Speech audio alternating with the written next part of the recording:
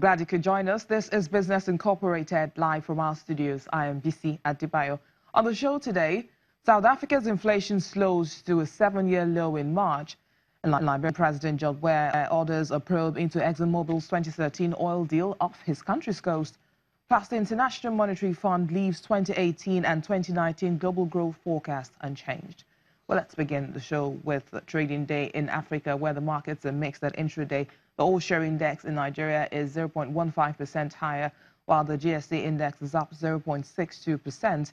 It's the reverse in Egypt, though, where the index is down 0.2% at noon. Kenya closed 1.49% negative on Tuesday. And the numbers coming from the Middle East are also mixed at intraday. The Abu Dhabi index is 0.52% lower at 4,682.08. The Dubai index is also down 1.39%. The Qatar and Saudi indices are up 1.08% and 0.42% each at intraday. And European stocks were mixed on Wednesday as investors monitored a fresh batch of corporate earnings and economic data. Daniel Cook joins us from the Frankfurt Stock Exchange for details. Well, it's good to see you again, Daniel. Hi there, BZ. Hope everything is fine over there. We are enjoying finally hot weather here in Frankfurt. Temperatures will maybe even hit the 30-degree mark this weekend. Good for you, Daniel. Now, is diesel cheating becoming the norm rather than an exception with Volkswagen in the automobile industry, as German authorities today raid several factories of Porsche? Yes, exactly. More trouble again for the German car industry. We have seen investigation at almost every car maker. Now Porsche is in the sights of investors. German police have raided properties linked to 3 top executives at the sports car maker today. It's part of a fraud probe resulting from the diesel emissions scandal. Investigators searched 10 sites connected to one Porsche board member, another member of upper management, and a third person who no longer works for the company. Porsche, we remember, is owned by Volkswagen, which in 2015 admitted to using cheating devices on diesel engines to pass emission tests. What we know so far, that at around 10 a.m. premises in Bavaria and in the federal state of Baden-Württemberg were searched by around 160 officials. This has been confirmed by the prosecutor's office in Porsche's hometown in the city of Stuttgart. For the moment, information also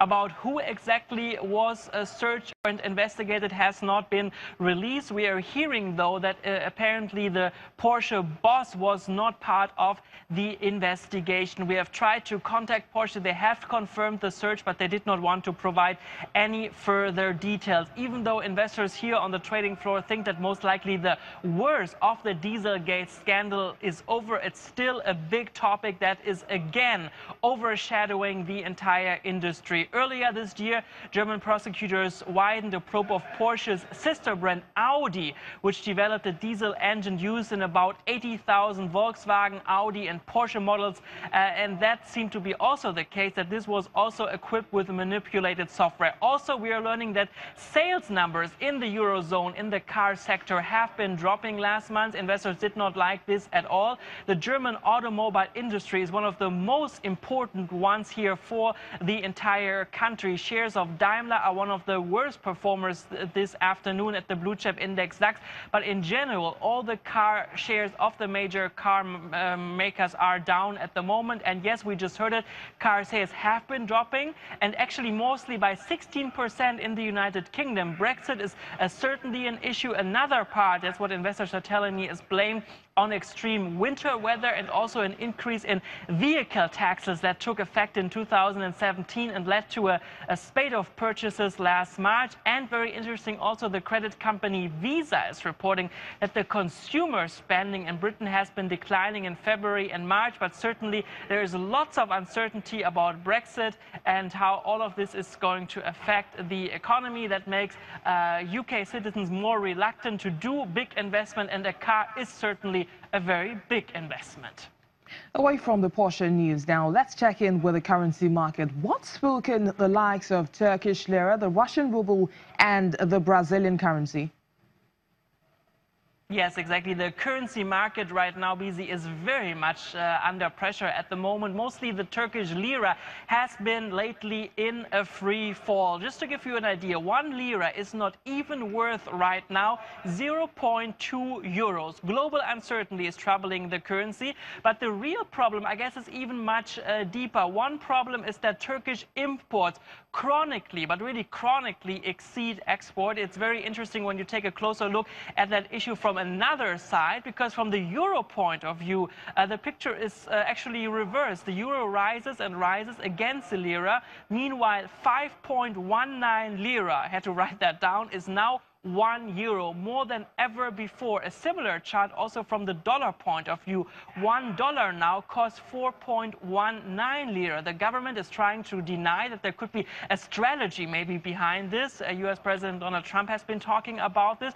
Meanwhile, this was happening for the first time. They said that this is only a temporary situation. Now they're saying that all of this is linked to the financial market, that the financial market does not have lots of liquidity, and also that the inflation is a big problem. The Turkish inflation rate is extremely high at over 10%, and with a central bank that has not been raising interest rates significantly. So yeah, this is a big topic here also on the trading floor that many investors are watching. Experts are even warning that an overheating of the Turkish economy could happen. And yes, you talked about the Brazilian real as well. This situation is really also happening right now in other countries as well.